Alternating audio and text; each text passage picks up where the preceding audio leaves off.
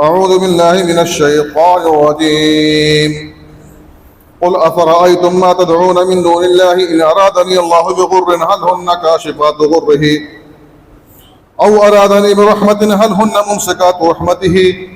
قل حسبي الله عليه يتوكل المتوكلون. محترم حاضرین جمعہ، بزرگوں، نوجوان دوستوں، عزیز بچوں، میری ماؤں اور بہنوں، تمام قسم کی تعریف و توصیف، عظمت و کبریائی، بڑائی و بزرگی اس اللہ رب العالمین کے لیے لائق و زیبا ہے جس نے ہمیں اور آپ کو پیدا فرمایا. بعدہ انگنت درود و سلام نازل ہوں تمام انبیاء کرام علیہم الصلوۃ والتسلیم، بالخصوص ہمارے نبی حضرت محمد مصطفیٰ احمد مجتبیٰ صلی اللہ علیہ وسلم پر. گزشتہ سے پیوستہ خطبہ جمعہ میں اور اس سے پہلے بھی میں نے آپ کو یہ بتلایا تھا کہ اللہ رب العالمین ہمارا خالق، مالک، رازق اور کائنات کا متصرف ہے. اسی کے اختیار میں ساری چیزیں ہیں، وہ تمام چیزوں پر قادر ہے، وہ تمام چیزوں کا مالک ہے. اور میں نے اسی ضمن میں یہ بات بتلائی تھی کہ ہم اپنے گھروں کے لیے یا اپنے گھروں میں خوشحالی لانے کے لیے، دکانوں مکان کے خیر و برکت کے لیے بعض ذائچے بنا رکھتے ہیں، نقوش بنا رکھتے ہیں. وہ نقوش، ان نقوش کا اسلام سے کوئی تعلق نہیں ہے، بلکہ اگر ہم ان نقوش کو متصرف مانتے ہیں، اگر ہم مؤثر حقیقی ان کو سمجھتے ہیں، تو ایسی صورت میں ہم شرک اکبر کے مرتکب ہوتے ہیں. آج بھی اسی حوالے سے انشاءاللہ گفتگو کی جائے گی.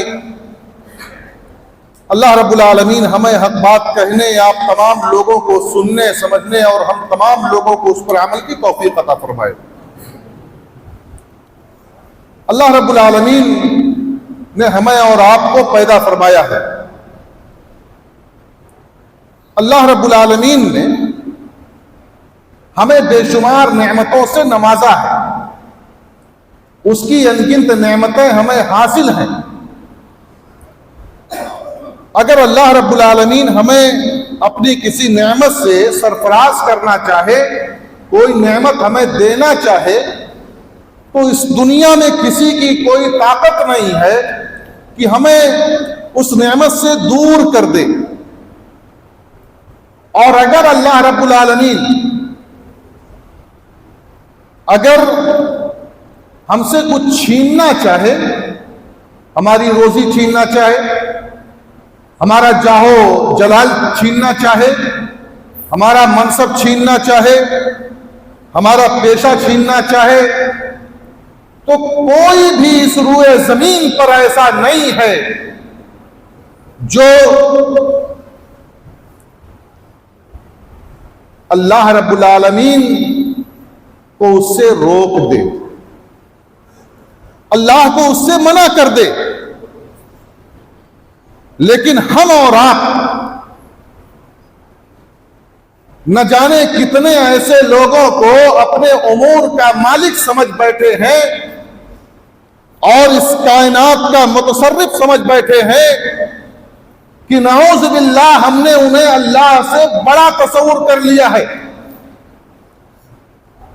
یعنی اللہ دینا چاہتا ہے لیکن بندہ اسے روک دیتا ہے،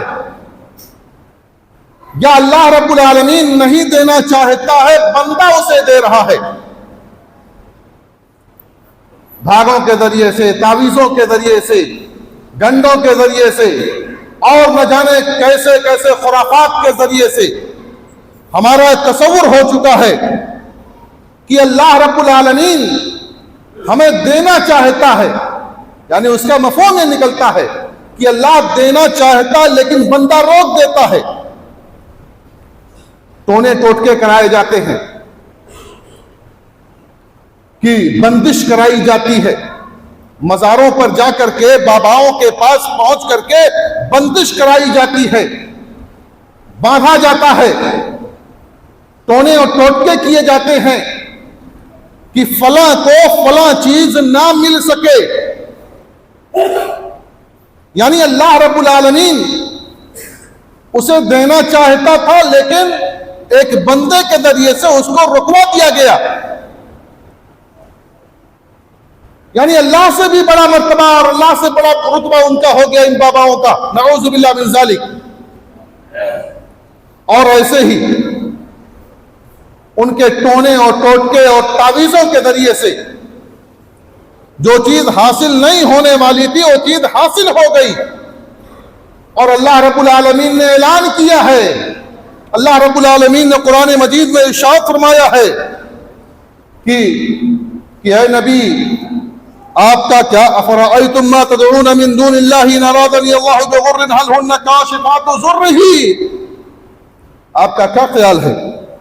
ما تدعون من دون اللہ، جو اللہ کو چھوڑ کر کے پکارتے ہیں، اگر اللہ مجھے کوئی تکلیف دینا چاہے، مجھے کوئی ضرر پہنچانا چاہے، مجھے کسی تکلیف سے دوچار کرنا چاہے، حل ہن کاشفات ضرہ، کیا اس تکلیف کو دور کرنے والے ہیں، کیا اس تکلیف کو ہٹانے والے ہیں، کیا اس ضرر کو ختم کر دینے والے ہیں، او ارادنی برحمت حل ہن ممسکات رحمتہ، اور اگر اللہ رب العالمین میرے لیے اپنی رحمت کا ارادہ کرے تو کیا وہ اس کو اس کی رحمت سے دور کر دیں گے؟ قل حسبی اللہ، اے نبی آپ کہہ دیجئے میرے لیے تو اللہ ہی کافی ہے، یتوکل المتوکلون، اور بھروسہ کرنے والے اللہ ہی پر بھروسہ کرتے ہیں۔ اس آیت کریمہ میں اللہ رب العالمین نے بہت واضح انداز میں بتلا دیا کہ اگر اللہ کچھ دینا چاہتا ہے، اللہ اگر کسی بندے کو کچھ عطا کرنا چاہتا ہے تو کوئی نہیں دے سکتا، کوئی اس کو روک نہیں سکتا ہے، اور اگر کسی کو نہیں دینا چاہتا ہے تو اس دنیا میں، اس پوری کائنات میں کوئی شخصیت ایسی نہیں ہے جو اس کو دے سکے۔ اور ہم نمازوں سے فراغت کے بعد جو اذکار پڑھتے ہیں، اللہم لا مانع لما اعطیت ولا معطی لما منعت، کہ اللہ کوئی روکنے والا نہیں، اگر تو دے دے، اگر تو عطا کر دے تو اس روئے زمین پر کوئی اسے روکنے والا نہیں ہے، اور اگر تو نہ عطا کرے، اگر تو روکنا چاہے تو اس روئے زمین پر کوئی شخصیت نہیں ہے جو کسی بندے کو کچھ عطا کر سکے۔ یہ ہم اور آپ پنج وقتہ نمازوں کے بعد دہراتے ہیں، اس کو پڑھتے ہیں، اس کے مفہوم پر شاید ہم نے غور نہیں کیا۔ ہمارا اور آپ کا ایمان اس بات پر ہونا چاہیے کہ اللہ جو دینا چاہے اسے کوئی روک نہیں سکتا، اور جو نہ دینا چاہے اس روئے زمین پر کوئی شخصیت نہیں ہے جو اسے دے سکے۔ آج بہت سارے معاملات میں تعویذوں کا سہارا لیا جاتا ہے، گنڈوں کا سہارا لیا جاتا ہے، اور نہ جانے کیسے کیسے جھاڑ اور پھونک کرائے جاتے ہیں۔ یہ اہل حدیثوں کے گھروں کی بات میں کر رہا ہوں، ان لوگوں کی بات میں کر رہا ہوں جو کتاب و سنت پر عمل کرنے کا دعویٰ کرتے ہیں، کتاب و سنت پر عمل کرتے ہیں، ان کی بات میں کر رہا ہوں، خرافاتیوں کی بات میں نہیں کر رہا ہوں، جو خرافات میں ڈوبے ہوئے ہیں، واہیات کاموں میں لگے ہوئے ہیں، ان کی باتیں نہیں ہو رہی ہیں، یہ اہل الحدیث کی باتیں ہو رہی ہیں، سلفی العقیدہ کی باتیں ہو رہی ہیں، جن کا عقیدہ مسلک سلف کے مطابق ہے، صحابہ کرام رضی اللہ تعالیٰ عنہم اجمعین کے منہج پر چلنے والے ہیں، ان کے راستے پر چلنے والے ہیں، ان کی باتیں ہو رہی ہیں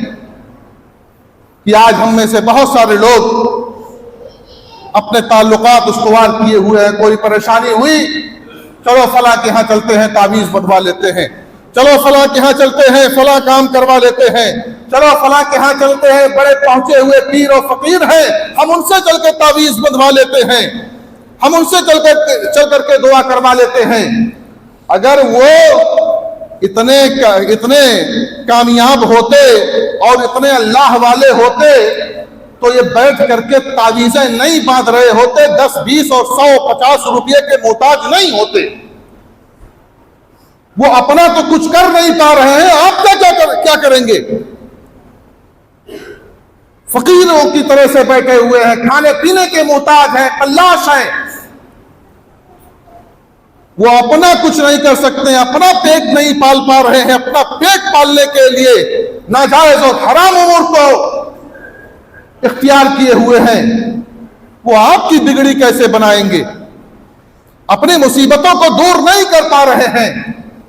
ذرا غور کیجئے، جن کے پاس ہم جاتے ہیں تعویذ لکھوانے کے لیے، کون ان میں کروڑ پتی ہوتا ہے، کون ان میں ارب پتی ہوتا ہے؟ بلکہ کروڑ پتی اور ارب پتی تو چھوڑ دیجئے، ان کے کھانے کے لالے پڑے ہوئے ہوتے ہیں، کھانے اور پہننے کے پیسے نہیں ہوتے ہیں،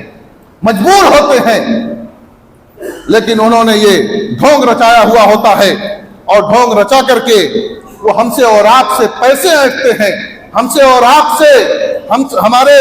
اور آپ کے ایمان کا سودا کرتے ہیں۔ ہمیں اور آپ کو چاہیے کہ ہم اللہ پر بھروسہ کریں، اللہ پر توکل کریں، کسی بابا اور کسی مزار پر نہ جائیں، کسی سے تعویذیں نہ لکھوائیں، کسی سے جھاڑ پھونک نہ کرائیں، خود دعا کریں، یا ان بزرگوں سے، ان علماء سے دعائیں کرائیں جن کے بارے میں ہم جانتے ہیں کہ یہ صحیح العقیدہ ہے، صحیح المنہج ہے۔ ایسے لوگوں سے اپنے لیے دعائیں کرائی جائیں،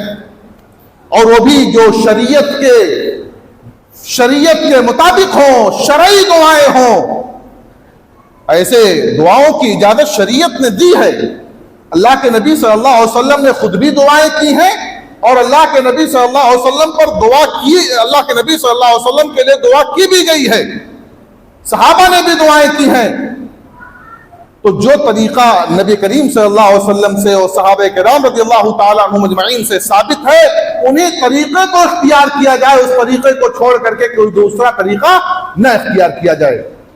تعویذ، گنڈا یا اس طرح کے منتر جتنے بھی آتے ہیں، ان کا ثبوت اللہ کے نبی صلی اللہ علیہ وسلم کے زمانے میں نہیں ملتا ہے۔ نہ تو اللہ کے نبی صلی اللہ علیہ وسلم نے تعویذ باندھی، نہ آپ نے تعویذ باندھنے کا حکم دیا، نہ آپ کے سامنے تعویذ باندھی گئی، نہ آپ نے تعویذ بدھوائی، نہ آپ کے ازواج مطہرات نے ایسا کیا، نہ آپ کے صحابہ میں سے کسی نے کیا، نہ تو تابعین میں سے کسی نے کیا، تبع تابعین میں سے کسی نے نہیں کیا۔ یہ بہت بعد کی ایجاد ہے، بہت بعد میں لوگوں نے اس کو اپنا لیا۔ اس لیے ہمیں اور آپ کو ایسے شرکیہ امور سے اجتناب کرنا چاہیے۔ اللہ کے نبی صلی اللہ علیہ وسلم نے ایک آدمی کے ہاتھ میں پیتل کا چھلا بنا ہوا دیکھا، پیتل کا چھلا، پیتل کا کڑا وہ پہنے ہوئے تھا۔ آپ صلی اللہ علیہ وسلم نے اسے پوچھا کہ یہ کیا ہے؟ بہت تعجب کے ساتھ پوچھا، اور غصہ بھرا انداز بھی تھا کہ یہ کیا ہے؟ اس نے کہا کہ واہنہ کی وجہ سے ہے، من الواہنہ، واہنہ کی وجہ سے ہے۔ واہنہ ایک بیماری ہے جس کی وجہ سے جسم لاغر ہو جاتا ہے، کمزور ہو جاتا ہے، یعنی سکھنڈی کی بیماری یا اس طرح سے کوئی بیماری اس کو لاحق تھی کہ جس کی وجہ سے اس کا پورا جسم سوکھ گیا تھا، یا بازو اس کے سوکھ گئے تھے، یا گردن اس کی سوکھ گئی تھی، اس کی وجہ سے اس نے پیتل کا چھلا پہن لیا تھا۔ اللہ کے نبی صلی اللہ علیہ وسلم نے فرمایا کہ اس کو اتار دو،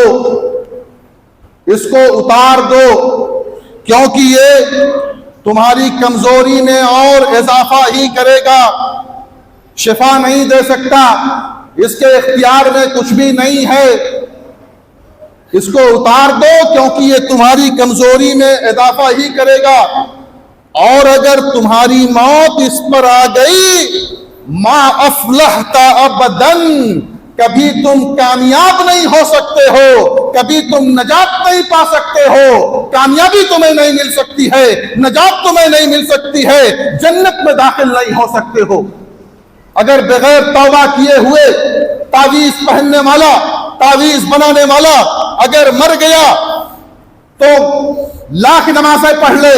لاکھ روزے رکھ لے، لیکن اگر اس نے تعویذ پہنی ہے تو یقیناً اس نے شرک کیا ہے، اور شرک کرنے والا جنت میں داخل نہیں ہو سکتا ہے، شرک اکبر کا مرتکب ہو رہا ہے۔ اگر اسے مؤثر حقیقی مان رہا ہے، اگر اسے سمجھ رہا، اس کا عقیدہ یہ ہے کہ اس کے اندر تاثیر ہے، یہی ہم کو پریشانی سے نجات دلائے گا، یہی ہماری بیماری کو دور کرے گا، تو یقین جانیے کہ وہ آدمی مشرک ہے، مشرک، اور مشرک جنت میں داخل نہیں ہو سکتا ہے۔ اور حضرت عقبہ بن عامر رضی اللہ تعالیٰ عنہ سے روایت ہے، وہ کہتے ہیں کہ اللہ کے نبی صلی اللہ علیہ وسلم نے فرمایا کہ من تعلق تمیمۃ فلا اتم اللہ لہ، کہ اللہ کے نبی صلی اللہ علیہ وسلم نے فرمایا کہ جس نے کوئی تمیمہ لٹکایا، جس نے کوئی تعویذ لٹکائی، تو اللہ رب العالمین اس کی مراد کو پوری نہ کرے، اس کی مراد ہی پوری نہ ہو۔ ومن تعلق ودعۃ فلا ودع اللہ لہ، اور جس نے کوئی سیپی لٹکائی تو اللہ رب العالمین اسے آرام نہ دے،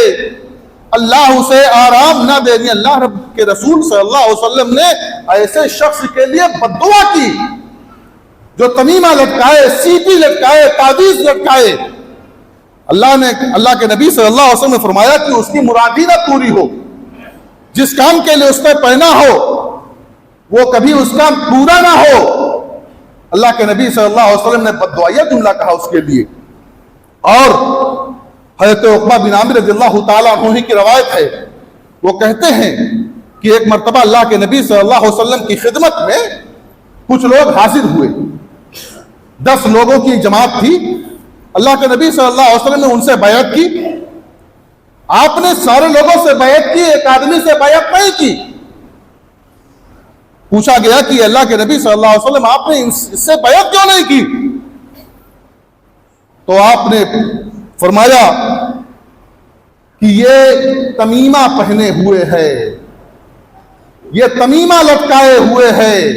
یہ تعویذ لٹکائے ہوئے ہے۔ پھر اس آدمی نے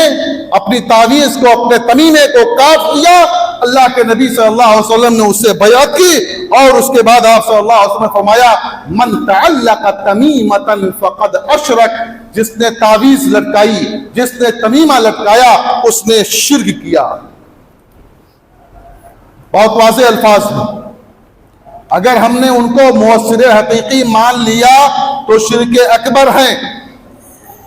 یعنی ہم نے سمجھ لیا کہ یہی تاثیر پیدا کرنے والے ہیں، انہی کی وجہ سے ہم بیماری سے نجات پائیں گے، ہم مصیبت سے نجات پائیں گے، ہماری بلائیں انہی کی وجہ سے ختم ہوں گی۔ اگر ہمارا یہ تصور ہو گیا، ہمارا یہ عقیدہ ہو گیا، تو جان لیجئے کہ ہم مشرک ہو گئے۔ اگر صرف انہیں سبب سمجھتے ہیں کہ یہ سبب ہے، یہ پہنچانے والے ہیں، تو شرک اصغر ہے، چھوٹا شرک ہے۔ لیکن یہ چھوٹا شرک بھی جب مسلسل ہوتا رہے، مستقل ہوتا رہے، تو یہ بھی شرک اکبر کے حکم میں ہو جاتا ہے۔ لیکن اگر ہم نے اسی کو سمجھ لیا کہ یہی تاثیر پیدا کرنے والا ہے، اسی کے ذریعے سے ہم کو شفا حاصل ہوگی، تو یقین جانیے کہ ہم اور آپ شرک کے دائرے میں داخل ہو جائیں گے اور شرک میں ملوث و مبتلا ہو جائیں گے۔ حضرت حذیفہ رضی اللہ تعالیٰ عنہ سے روایت ہو، کہتے ہیں کہ نبی کریم صلی اللہ علیہ وسلم نے ایک آدمی کے ہاتھ میں بخار کے لیے بندھا ہوا دھاگا دیکھا۔ اس کو بخار آ رہا تھا اور اس نے دھاگا پہن رکھا تھا۔ نبی کریم صلی اللہ علیہ وسلم نے اسے کاٹ دیا اور اس آیت کریمہ کی تلاوت فرمائی، وَمَا يُؤْمِنُ أَكْثَرُهُمْ بِاللَّهِ إِلَّا وَهُمْ مُشْرِكُونَ، کہ بہت سارے اہل ایمان جو اللہ پر ایمان رکھتے ہیں وہ شرک بھی کرتے ہیں، یعنی اللہ پر ایمان بھی رکھتے ہیں لیکن اس کے ساتھ ساتھ اللہ کے ساتھ شریک بھی ٹھہراتے رہتے ہیں۔ ان دھاگوں کو، ان تعویذوں کو اللہ کا شریک و ساجی سمجھ رکھا ہے، اور اگر ہم نے ان کو شریک و ساجی سمجھ رکھا ہے، اگر ہم نے یہ سمجھ لیا کہ یہی مصیبتوں کو دور کرنے والے ہیں، تو پھر انجام اچھا نہیں ہوگا۔ اسی طرح سے اللہ کے نبی صحیح عبداللہ بن مسعود رضی اللہ تعالی عنہ سے روایت کہتے ہیں کہ ایک مرتبہ انہوں نے اپنی بیوی کے گلے میں تعویذ دیکھی، تمیمہ دیکھا۔ اس نے پوچھا، زینب نام تھا ان کی بیوی کا، پوچھا زینب یہ کیا ہے؟ تو کہا کہ یہ مجھے فلاں تکلیف ہے اور فلاں تکلیف کی وجہ سے میں نے اس کو پہن رکھا ہے۔ اس کے بعد انہوں نے اسے نکالنے کا حکم دیا، کاٹنے کا حکم دیا، اور کاٹ دیا، اور پورے گھر والوں کو اکٹھا کر کے اعلان کیا کہ اے عبداللہ کے خاندان ہمارے سن لو، اے عبداللہ کی آل اولاد سن لو، عبداللہ کی ازواج سن لو، سارے کے سارے لوگ سن لو، میں ان تمام چیزوں سے بری ہوں، یہ شرک ہے۔ اللہ کے نبی صلی اللہ علیہ وسلم نے اس سے برات کا اظہار کیا ہے۔ اور اس کے بعد انہوں نے اپنی بیوی سے کہا کہ تمہیں کیا پریشانی تھی؟ اس نے کہا کہ میری آنکھ میں چبھن تھی، میری آنکھ میں درد تھا، میری آنکھ میں چبھن تھی، اور ایک یہودی نے مجھے منتر پڑھ کر کے دیا، میں نے اسے پہن لیا، وہ چبھن دور ہو گئی۔ حضرت عبداللہ بن مسعود رضی اللہ تعالی عنہ نے کہا کہ یہ شیطان کی جانب سے تھا، شیطان کچوکے لگا رہا تھا، شیطان تمہاری آنکھوں میں چبھا رہا تھا، اور جب تم نے وہ منتر پہن لیا، جب تم نے اس یہودی کا پڑھا ہوا منتر پہن لیا، تو شیطان نے کچوکے لگانا بند کر دیا تاکہ اس پر تمہیں یقین ہو جائے، تمہارا اعتقاد اس پر پڑ جائے۔ ایسا ہوتا ہے ہمارے اور آپ کے گھرانوں میں، ایسا ہوتا ہے، شیطان کی جانب سے ساری چیزیں ہوتی ہیں، شیطان کی جانب سے پریشانیاں ہوتی ہیں، اور اس کے بعد پھر ہم کو وہاں تک پہنچاتا ہے، اور پہنچا کر کے ہمارے عقیدے کو خراب کر دیتا ہے۔ اس کے بعد ہم بیان کرتے ہیں، ارے فلاں جگہ چلے جاؤ، فلاں مزار پر چلے جاؤ، فلاں بابا کے ہاں چلے جاؤ، فلاں پیر کے ہاں چلے جاؤ، وہ بہت اچھی تعویذ لکھ کر کے دیتا ہے، بہت بڑھیا جھاڑ پھونک کر کے دیتا ہے، اور اس سے فائدہ ہو جاتا ہے۔ ہماری خواتین، ہماری مائیں اور بہنیں اس کا شکار زیادہ ہوتی ہیں، بدعقیدگی کا شکار زیادہ ہوتی ہیں۔ مرد بھی کسی سے کم نہیں، لیکن ہماری مائیں اور بہنیں اس کا شکار زیادہ ہوتی ہیں۔ بچہ پیدا ہوتا ہے تو شیطان سے بچانے کے لیے لوہے اور لکڑ کو اپنے ان کے بچے کے بستر یا بچے کے کھٹولے یا بچے کی چارپائی کے نیچے اس کو لٹکا دیا جاتا ہے۔ پہلے زمانے میں تو کجروٹا آتا تھا، وہ اس عقیدے کے تحت لٹکایا جاتا تھا کہ یہ جموگا نہیں آئے گا، شیطان نہیں آئے گا، اس کو کوئی تکلیف نہیں لاحق ہوگی۔ اور اس کے بعد گھروں پر نہ جانے بہترین سے بہترین گھر بنواتے ہیں، بڑھیا سے بڑھیا گھر بنواتے ہیں، عالی شان بلڈنگ ہوتی ہے، اس پہ مٹکا لٹکا دیا جاتا ہے تاکہ کوئی خرابی نہ آنے پائے۔ وہ مٹکا خرابی دور کرنے والا نہیں ہے، اس مٹکے کے اندر کوئی خاصیت نہیں ہے، وہ مٹکا آپ کے اندر خرابی ہی خرابی پیدا کرے گا، آپ کو شرک میں مبتلا کر دے گا، شرک سے آپ دوچار ہو جائیں گے۔ بہترین سے بہترین گاڑی، لگژری گاڑی میں آپ گھوم رہے ہیں، جوتا لٹکا لیا تاکہ کسی کی نظر نہ لگ جائے، بچے کو کاجل لگاتے ہوئے چھوٹا سا ٹیکا لگا دیا جاتا ہے، کوئی بات معیوب نہیں ہے ہم لوگوں کی نگاہ میں، نہیں، یہ کس عقیدے کے تحت لگایا جاتا ہے؟ تاکہ بچے کو نظر نہ لگے، نظر بد سے بچہ محفوظ رہے، اس عقیدے کے تحت کیا جاتا ہے۔ ہمیں اور آپ کو اپنے عقیدے کی اصلاح کرنی چاہیے، اور کوئی بھی کام ہمیں کرنا ہے کتاب اللہ اور سنت رسول اللہ کے مطابق۔ اللہ اور اس کے رسول صلی اللہ علیہ وسلم نے حکم دیا ہے یا نہیں دیا ہے، یہ ہمارے پیش نظر ہونا چاہیے۔ نبی کریم صلی اللہ علیہ وسلم نے کام کیا ہے یا نہیں کیا ہے، یہ ہمارے پیش نظر ہونا چاہیے۔ اور بہت ساری بدعقیدگیاں، بہت ساری گمراہیاں ہمارے گھرانوں میں پائی جاتی ہیں، ہمیں اس سے اور آپ کو ان بدعقیدگیوں سے، ان برائیوں سے، ان گمراہیوں سے ہمیں اور آپ کو اپنے آپ کو روکنا ہوگا، ورنہ ہم شرک کی دہلیز پر کھڑے ہوئے ہیں اور ایک قدم آگے بڑھائیں گے گڈھے میں گر جائیں گے۔ اپنے آپ کو روکیے۔ یہ دنیا اس وقت تحقیق کا زمانہ ہے، دنیا تحقیق کر رہی ہے، اور ہم اپنی شریعت اور اپنی آخرت کے سلسلے میں اتنے بے حس ہو چکے ہیں کہ ہمارے یہاں تحقیق نام کی کوئی چیز ہی نہیں ہے۔ آپ ہر سنی ہوئی بات پر یقین نہ کر لیجئے جب تک کہ اس پر اللہ اور اس کے رسول صلی اللہ علیہ وسلم کا کلام نہ پیش کر دیا جائے اور دلیل نہ پیش کر دی جائے اللہ اور اس کے رسول صلی اللہ علیہ وسلم کی جانب سے، آپ کسی بات پر یقین نہ کیجیے۔ کہنا یہ تھا کہ بہت ساری گمراہیاں ہمارے گھرانوں میں پائی جاتی ہیں، انہی میں تعویذ ہے، گنڈا ہے، اور رفع بلا کے لیے، کسی مصیبت کو ختم کرنے کے لیے، کسی مصیبت اور برائی سے بچنے اور بچانے کے لیے بہت سارے ہتھ کنڈے اختیار کیے جاتے ہیں۔ ان ہتھ کنڈوں سے اپنے آپ کو بچانا ہے۔ صبح و شام کے اذکار پڑھیے، قرآن مجید کی تلاوت کیجیے۔ قرآن مجید یقیناً شفا کے لیے آیا ہے۔ قرآن مجید کی تلاوت کی جائے، قرآن مجید پر عمل کیا جائے، قرآن مجید پڑھ کر کے پھونکا جائے۔ ایک بات کی میں اور وضاحت کر دوں، بعض لوگوں کے یہاں قرآن مجید سے جو تعویذ تیار کی جاتی ہے اس کا استعمال کرنا جائز ہے بعض لوگوں کے ہاں، لیکن میں کہتا ہوں اور علماء سلف میں سے بیشتر حضرات کہتے ہیں کہ چاہے قرآن سے اس کو تیار کیا گیا ہو یا غیر قرآن سے تیار کیا گیا ہو، نقوش ہو، گنتیاں ہو، جو بھی ہو، جائز نہیں ہے، درست نہیں ہے، ان کا استعمال کرنا درست نہیں ہے، ان کو لٹکانا درست نہیں ہے۔ کوئی اگر غیر مسلم شخص قرآن مجید کو لے کر کے پاخانے میں چلا جائے تو ہمارا پارا 7ویں آسمان پر ہوگا، ہم بھڑک جائیں گے، ہمارے جذبات بھڑک جائیں گے کہ ہمارے قرآن کی توہین کر رہا ہے، مقدس کتاب کی توہین کر رہا ہے، اور ہم لٹکا کر کے پاخانہ اور پیشاب کرنے بھی جاتے ہیں، اپنی بیویوں کے پاس سوتے بھی ہیں، اور نہ جانے کون کون سے اعمال کرتے ہیں